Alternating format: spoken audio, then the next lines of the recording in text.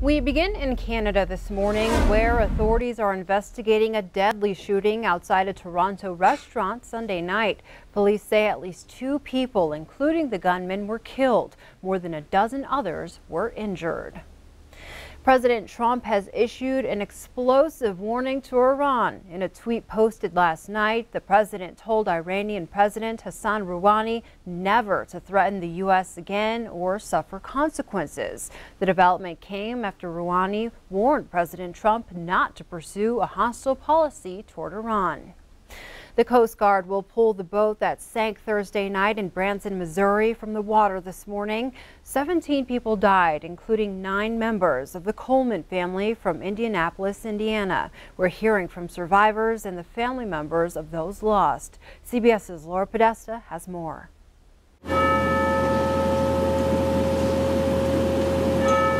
The church bell at Williams Chapel at College of the Ozarks rang out 17 times Sunday. Once for each person who died when a Missouri tour boat capsized during a powerful storm. We honored the 17 lives that were lost. We honor the 14 survivors. Tia Coleman is one of the survivors. She lost her 3 children, her husband, and 5 other family members on the duck boat. If I was able to get a life jacket, I could have saved my babies, because they could have at least floated up to the top and somebody could have grabbed them.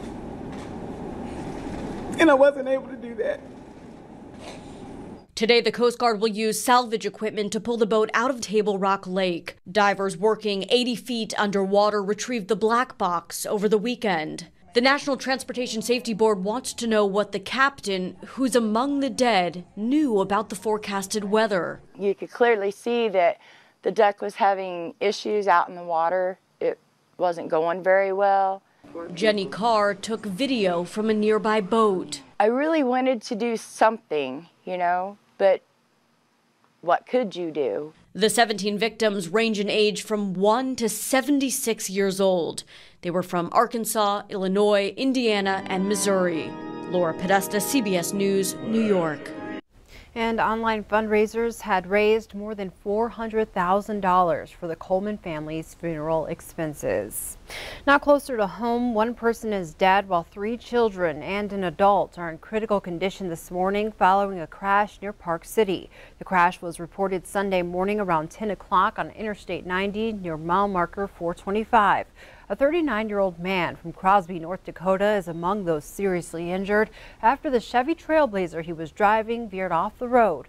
According to the Montana Highway Patrol, he overcorrected, causing the vehicle to roll several times back onto the interstate before coming to rest on its wheels in the median. A 39-year-old woman from Columbus, North Dakota was the passenger and she died on scene.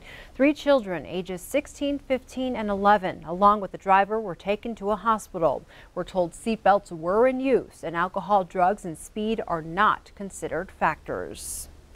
The Montana Department of Corrections and Alternatives, Inc. have issued an escape notice for a man who left the men's pre-release center in downtown Billings Sunday night. A warrant has been issued for 22-year-old Zachary Johnson. He reportedly left the center at 7 p.m. and was last seen wearing a white t-shirt, blue jeans, gray tennis shoes with white bottoms, a silver chain, and black frame glasses. He stands 6 feet 3 inches tall and weighs 205 pounds. If seen, do not approach Johnson, but call 911 immediately. He was sentenced for theft out of Stillwater County earlier this year and arrived at the Alpha House just last month. The Helena, Lewis and Clark National Forest is searching for the suspects in a weekend vandalism. The historic lime kilns south of Helena were left with graffiti on Sunday. The heritage staff is currently working on a cleanup plan, which they believe could cost the forest nearly $4,000 to remove the graffiti. This latest incident is in addition to the vandalism that occurred to the kilns late last summer, which is expected to be cleaned up this year as well. If you have any information, you are asked to contact law enforcement officers in the Helena Forest Service office at 449-5201. On to fire watch. The Reynolds Lake fire near Darby is now 15% contained. Crews are focusing on building a hand line around the 1,068-acre fire. So far, they're 70% of the way there. Helicopters assisted with bucket work over the weekend to help control fire spread and to limit the growth. There are now 240 people assigned to battle the lightning-sparked fire. No structures are being threatened, and we're told the fire is burning in a remote location. In case you missed it over the weekend, a pursuit suspect is taken into custody after leading law enforcement on a hunt for 3 days from Sweetgrass County to Park County. 37-year-old Travis Bryant was apprehended Saturday evening. The search for Bryant began Thursday afternoon when he was stopped by a Stillwater County deputy. He reportedly fled through private property, and the vehicle he was driving was found crashed in a ravine later that day. After a local resident made contact with Bryant Friday, deputies, a K-9 unit, and helicopters searched the area. Details on how Bryant was apprehended have not been released, but we're told he had felony warrants out of Colorado. 2 other people believed to be part of the pursuit were also taken into custody. Also from over the weekend, an investigation is underway in Lewis and Clark County after the body of a man was found near the gates of the mountains. Deputies say 2 teenage boys discovered the body Friday evening while hiking in the hills north of the marina. Sergeant Brian Robinson said it appears the man's body had been there for at least a week. The body was taken to the state crime lab in Missoula for an autopsy. Before we take a break, revving up for more than 10,000 miles in 21 days on motorcycles. A Billings man and a former Billings resident finished the trip on Thursday.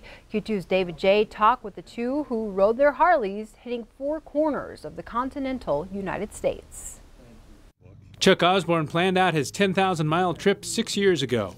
Well, I have a lot of bucket list rides, so I wrote down on the calendar that I wanted to go to all 4 corners of the United States. So Osborne used to live in Billings, and his friend Paul Henley, who lives in the Heights, agreed to go on the trip with him. Chuck inspired me to do this. He was the one that had the idea for this trip, and you know, I'd been on the other Route 66 and Route 50 trip with him. When I was a little boy, I wanted to ride motorcycles, so I've been riding them for 40 years, and almost always long trips. I've ridden 2 weeks every year since I was 23 years old. The two rode touring models from Harley-Davidson and often rode more than 500 miles a day. It's not really like a tourist kind of trip that we do. It's more like an endurance thing, so you have to wake up early, ride sun up to sundown. You forget everything that you're troubled by or stressed about, and it truly gives you a 2 or 3 week vacation from everything.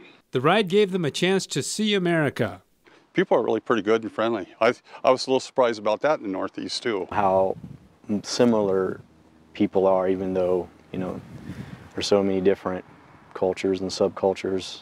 I told my wife that the bucket list was empty now. She said, well, like, what are you going to do now? And I said, well, I don't know. I think I'll just see if anybody else has a bucket list. Maybe I'll go with them. David J., MTN News, Billings. And as of Saturday, Chuck Osborne still had about 1,400 miles to ride to get home in Missouri.